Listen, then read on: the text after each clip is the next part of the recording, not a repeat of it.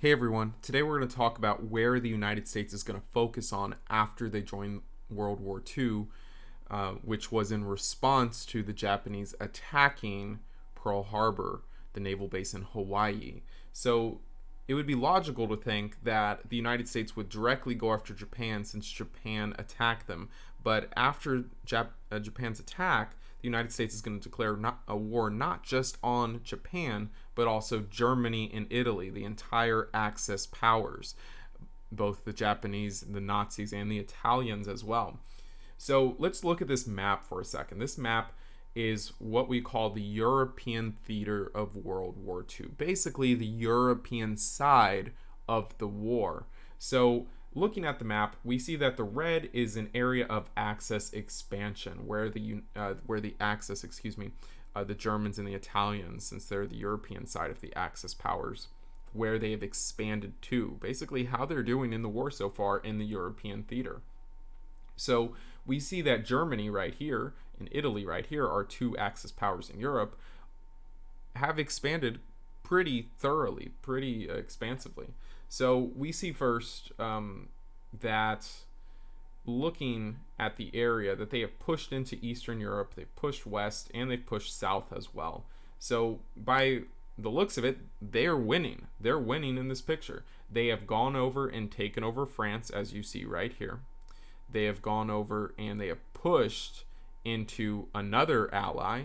So remember, we have three main allies in Europe. We have France, and France has been completely taken over. So one of the allies, one of our partners, our allies, is the US allies, are completely out of the fight at this point.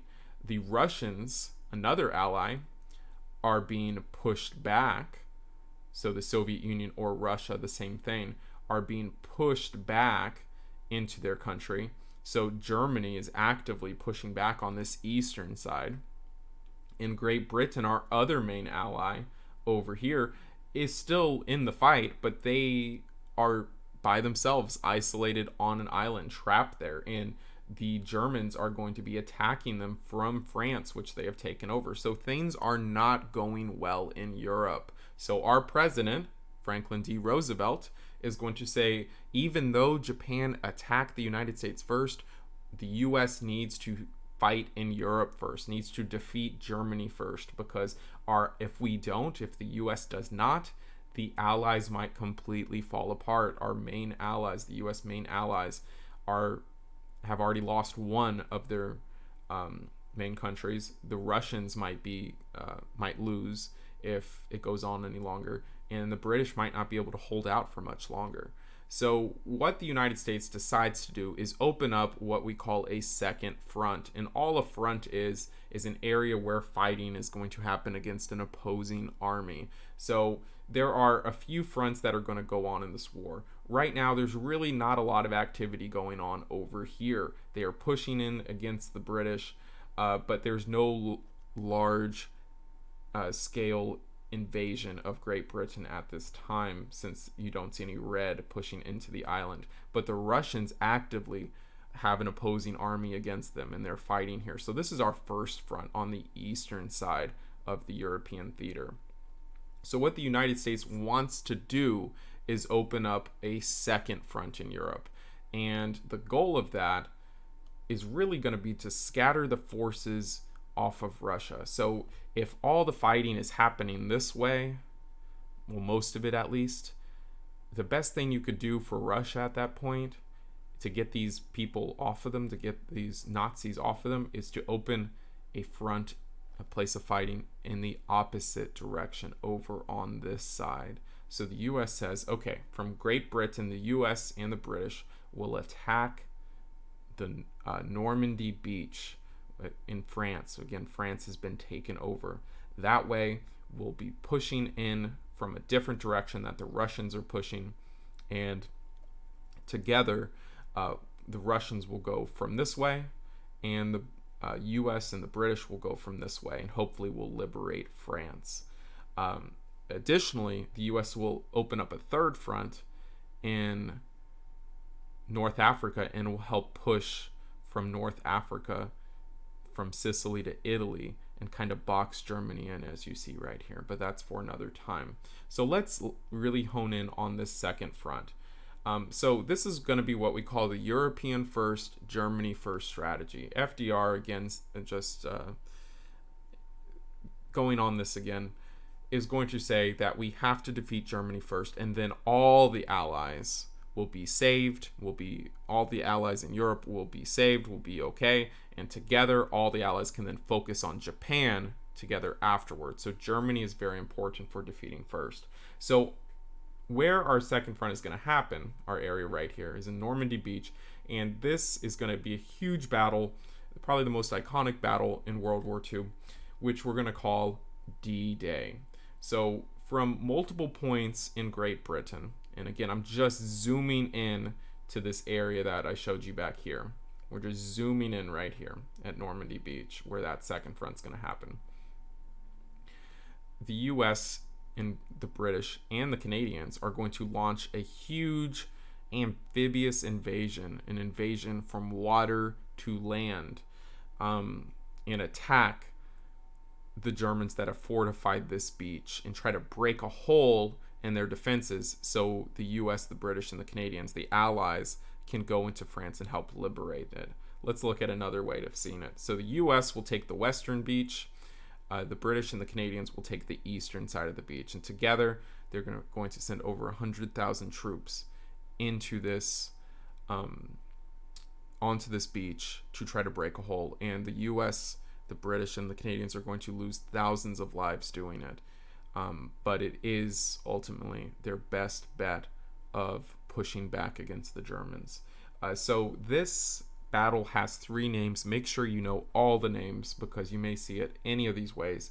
It's called D-Day, the invasion of Normandy, or the invasion of Normandy Beach, but it's also what the US military will call Operation Overlord.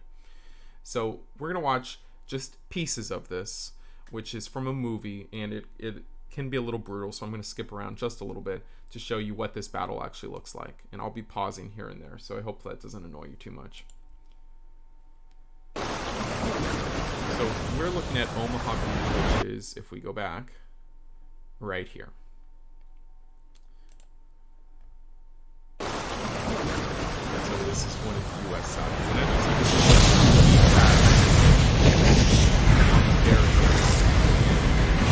is and the U.S. is going to be pushing in on these duck-like vehicles that start in the water but can push onto land, and are going to release troops onto this beach.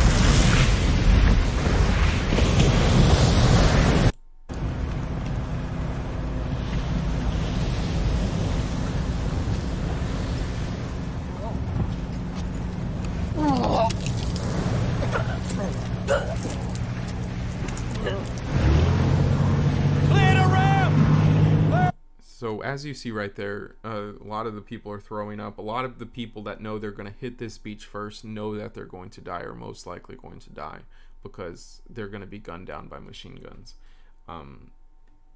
Pretty sad. 30 seconds! Got me with you! Port side stick, starboard side stick. Move fast and clear those murder holes. Want to see plenty of beach between men. 5 men is a juicy opportunity. 1 man's a waste of ammo. Get the sand out of your weapons. Keep those actions clear. I'll see you on the beach.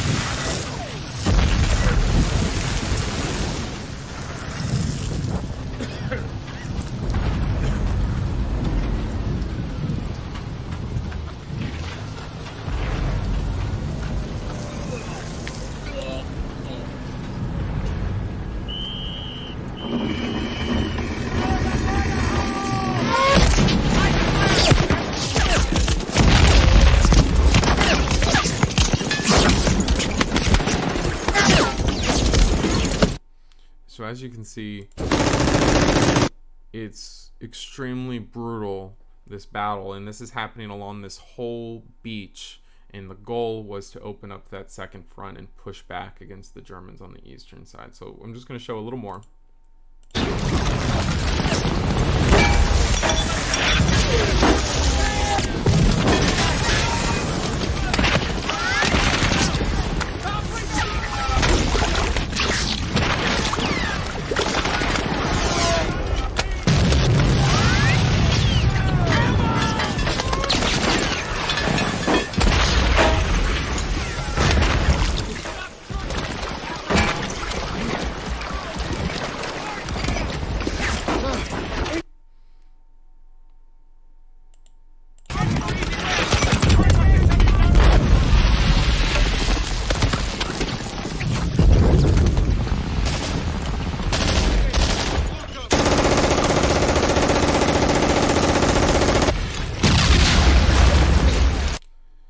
So I don't want to show the whole thing. You can look it up on YouTube if you want to. It's the D-Day invasion scene. So I just want to hit on this one last time, that the goal of this battle was using overwhelming force to push into these beaches and to open up a hole and open up a second front in this European theater of war, as we see here, and help liberate France and get France back in the fight.